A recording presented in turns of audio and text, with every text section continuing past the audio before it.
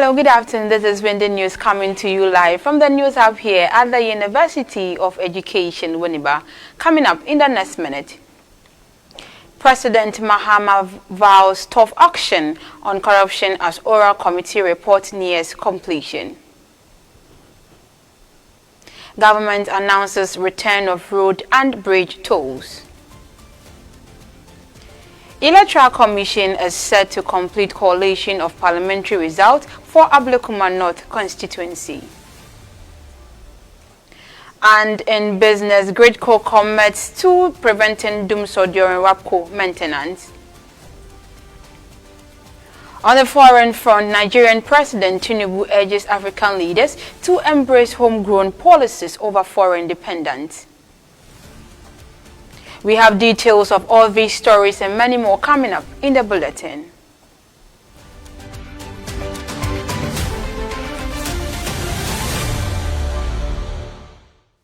My name is Nana Ama Nyamike Baini. Now the news in detail. President John Dramani Mahama has reaffirmed his administration's commitment to combating corruption, vowing decisive action against individuals suspected of misappropriating state resources. He announced that findings from the Operation Recover or Loot Committee will be forwarded to relevant investigative agencies for further action. The committee tasked with identifying misappropriated state assets is set to submit its report next week. Speaking during his thank you tour of the Central Region on Thursday, February 6, President Mahama assured Ghanaians that his government is dedicated to serving all citizens, not just a privileged few, stressing that accountability remains a top priority under his leadership. To the people of Ghana. So even as we investigate those who have just left office and we carry out our Operation Retrieve All the Loot, and we implement Operation Retrieve All the Loot, those who are current office bearers should also know that they'll be held to the same standard as we are holding the past regime. After all, they say, Aba yadebo techi, yadebo bang. Next week, the oral committee that I set up is going to present its report to me, and I'll refer it to the investigative organizations to start their investigations against people who have misappropriated the resources of this nation. Moving on, former Finance Minister Dr. Mohamed Amin Adam has emphasized the need for continuity and respect for past decisions in governance, highlighting the importance of understanding historical context for effective leadership. In an interview monitored by Windy News, Dr. Amin Adam cautioned against dismissing the work of predecessors without first comprehending the rationale behind their policies and actions. He also underscored the role of humility in governance, stressing that respect must be upheld at all levels of an organization, from the top officials subordinate, as valuable insight can come from anyone.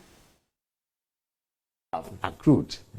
How can the same people, Honorable Jinapo and President Mahama, accuse this outgone government of having accumulated debts? Of course, those are the foundation agreement. If you look at what the Energy Ministry negotiated, the take or pay in most of the contracts they negotiated was limited.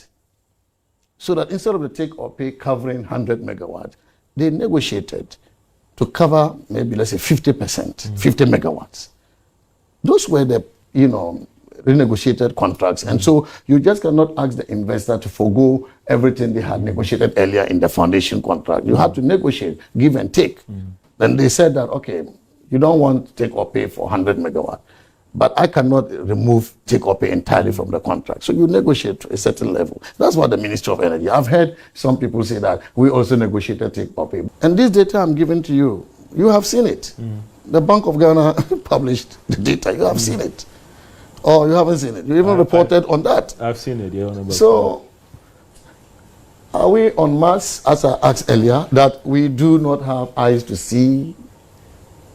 We do not have the analytical mind to analyze the data. And then all the president says is that the economy is in crisis. I inherited a struggling economy. Moving away from that story, Ghana's Minister of Defense, Dr. Edward Omane-Boamah, has emphasized the need for international cooperation in addressing modern security challenges. In a Facebook post this morning, Dr. Omane-Boamah described the past week as highly productive, highlighting key discussions on defense diplomacy and strategic partnership. He revealed that he hosted several diplomats, including ambassadors and high commissioners at the Ministry of Defense. According to him, this engagement reinforced the importance of global collaboration in tackling security threats that extend beyond national borders. The Ministry of Roads and Highways has announced the reintroduction of road and bridge tolls as part of efforts to generate revenue for road maintenance and infrastructure development.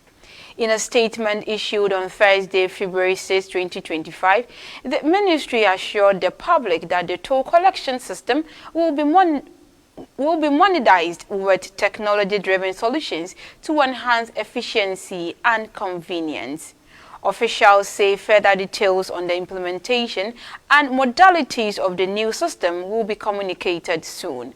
The ministry reaffirmed its commitment to addressing the challenges of tolling and road maintenance funding through this improved system. Away from that story, the Electoral Commission is set to complete the collation of parliamentary results for the Ablekuma North constituency after previous delays due to security concerns. Deputy Director of Research at the EC, Fred Tete, confirmed that the Commission is ready to finalize results from the 3 remaining polling stations. The collation process, initially suspended, was mandated to continue following a High Court order on January 4, 2025. However, security concerns led to further postponement, with the Ghana Police Service advising against proceeding on January 17. In an interview, the EC noted that inadequate security at Coalition Center resulted in disruption by party supporters. Mr. Tete assured the public that the Commission has put proactive measures in place to ensure a smooth and secure completion of the process. Prior to the declaration for the if you could remember, we had 10 of them, and in between the declarations, the completion of the coalition, we came out with some ground rules. Okay, as to whether the parties were able to come with the original pink sheets, their copies, or whatever copies form, okay, and they accepted, we use it as part of the declaration, for the declaration, some of the constituencies. If you could remember, for Domiko Adenya, the NPP had no pink sheet at all for that single polling station that was left. At the end of the day, the NDC was able to come out with a pink sheet, their copy, of which we use in the declaration with a confirmation by the presiding officer. So it will not be out of, we set out the ground rules for the declaration processes that will help us. Whatever form it takes, as he's saying, we've set out the ground rules and then we've indicated it to the parties prior to those processes. Now we take a short breather. When we come back, it's business.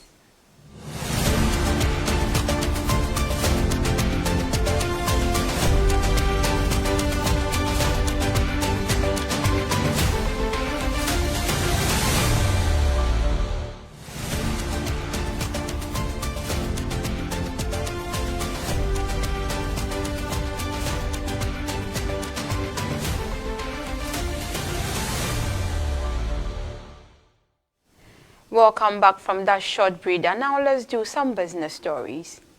Ghana's Minister for Energy and Green Transitions, John Jinapor, has announced plans to establish a consultative committee to conduct a comprehensive review of the country's petroleum sector.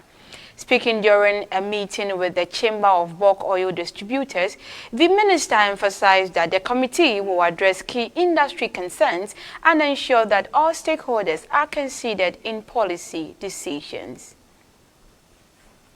We want to review the entire downstream petroleum sector and bring it to scratch so that it can be in conformity with modern trends.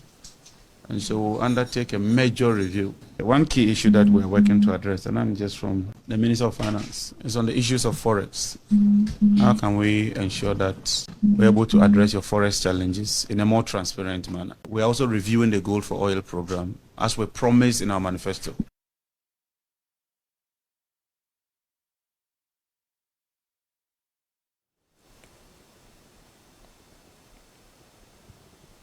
Still on business, the Ghana Grid Company Limited has assured the public that there will be no power outages, commonly known as DUMSO, during the ongoing maintenance by the West Africa Gas Pipeline Company.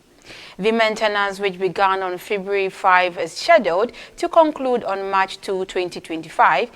In a joint statement, GridCo and the Electricity Company of Ghana confirmed that under the Ministry of Energy and Green Transition, substantial liquid fuel reserves have been secured to power key plant in Tema as an alternative energy source. In an interview, Executive Director of the Institute of Energy Security, Nana Amoasi VII, commended the government's proactive approach in securing fuel reserves to sustain electricity supply. We take a short breather. When we come back at Sport.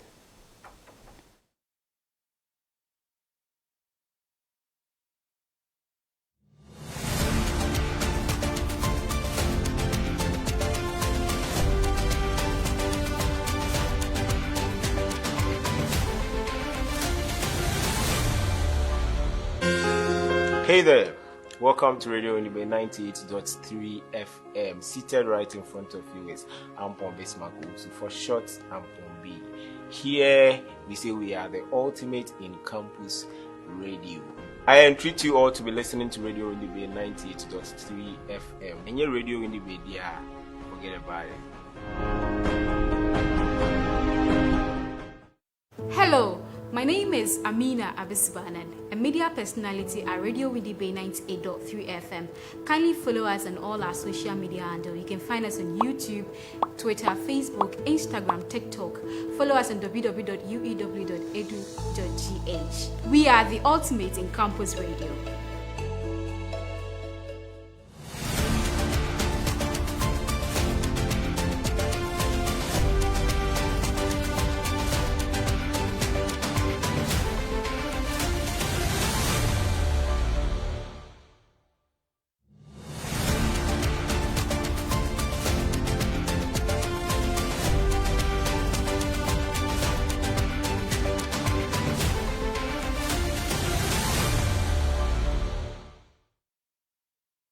Let's do some sports here on Windy News.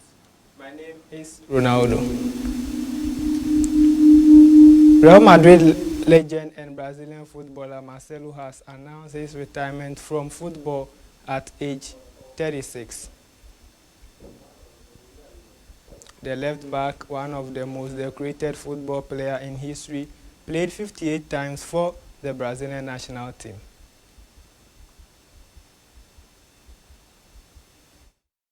Brazil defender Marcelo has announced his retirement from football at the age of 36. The left back, one of the most decorated players in history, played 58 times for Brazil.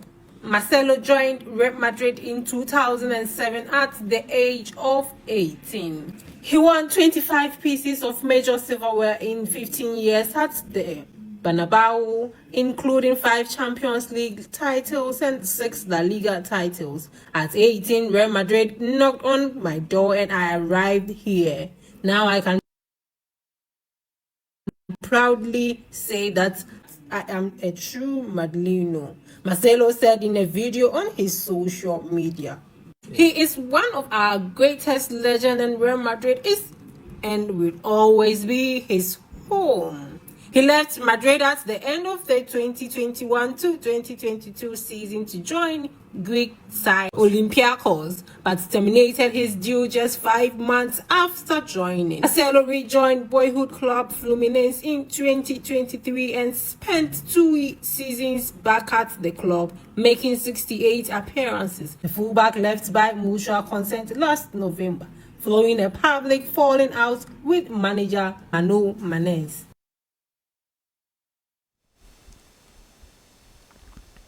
Now away from that football news, let's do some talk. The PGA Tour closer to live deal after Trump intervention. The PGA Tour says it is closer to a deal with the rival series LIV Golf after calling on American President Donald Trump to get involved. Trump met with PGA Tour Commissioner Jay Monahan and player director Adam Scott this week as the organization seeks help with talks with Saudi Arabia's Public Investment Fund, PIF, which funds LIV. The PGA Tour has been in protracted negotiations with PIF in an attempt to heal the split in world golf. In June 2023, the PGA Tour and the European-based DP World Tour announced they had a framework agreement for a merger with PIF, but deadline to complete that deal passed at the end of that year. On Wednesday, it was announced this year's US Open will become the first major to provide players on the LIV Golf Tour with an exemption for the tournament based on rankings. Trump's love of golf is well known and he owns championship courses around the world. And that will be all for sports here on Windy News. My name is Ronaldo.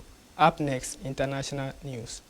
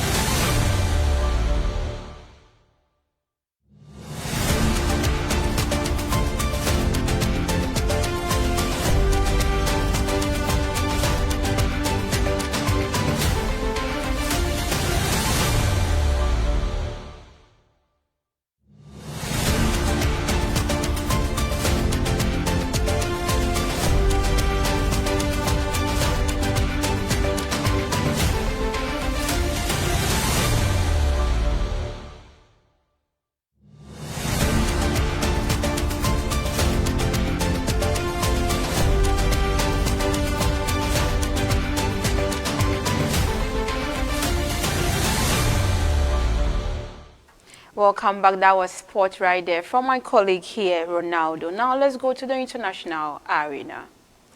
Nigerian President Bola Tinubu has urged African leaders to move away from their reliance on foreign plants and instead adapt bold homegrown policies to drive development on the continent.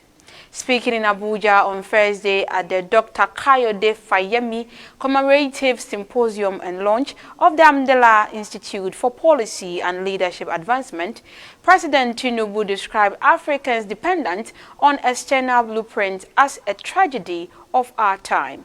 He criticized what he termed client state mentalities and governance by #activism, emphasizing that the continent needs leaders who use policy as surgical blade rather than mere slogan.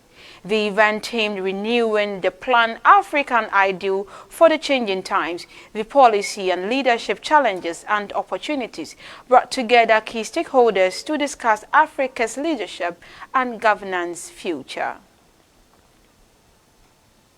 At least 20 peacekeepers, including 14 South Africans and 3 Malawians, have been killed following the capture of Goma, the capital of North Kivu province, by M23 rebels last week. In response, Malawian President Lazarus Chakwera announced the decision to withdraw Malawian troops, citing the need to honor the declaration of a ceasefire by the parties despite ongoing clashes. In a statement read on State TV Wednesday evening, President Chakwera emphasized that the withdrawal is intended to pave the way for planned negotiations towards a lasting peace. Speaking on the BBC Newsday program, Malawi's Information Minister Moses Kunyugu confirmed that the decision was made in good faith and alliance with a resolution passed by South African leaders at a recent meeting in Tanzania on the sidelines of the African Energy Summit. The leaders have called for an immediate ceasefire to facilitate peaceful dialogue in the conflict-hit region. Now, before we end with the news, a recap of stories that made headlines.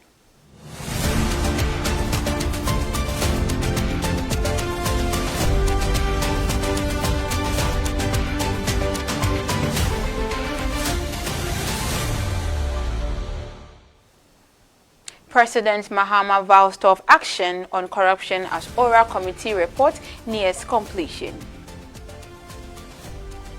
Government announces return of road and bridge tolls.